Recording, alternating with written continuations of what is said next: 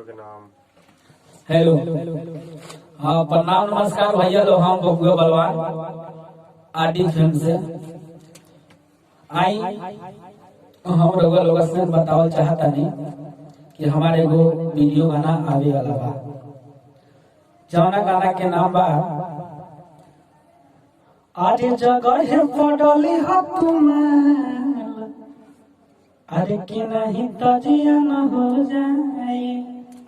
तो ये मेरा आने वाला है वीडियो गाना, कल परसों तक छूटेगा कुल म्यूजिक भोजपुरी पे।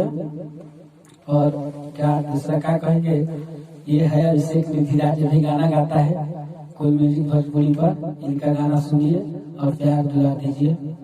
और हम कहना चाहेंगे कि चैनल है ये NKK फिल्म, इसको लाइक सब्सक्राइब कीजिए और बहुत आगे तक बढ़ाइए।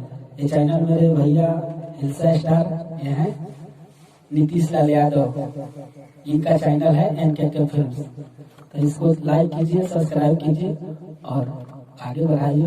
भैया भी गाना गाते हैं, बहुत अच्छा गाते हैं, इनको भी प्यार दिला दीजिए बस। और दूसरा क्या कहेगा आपका एक छोटा भाई बबुआ बलवान।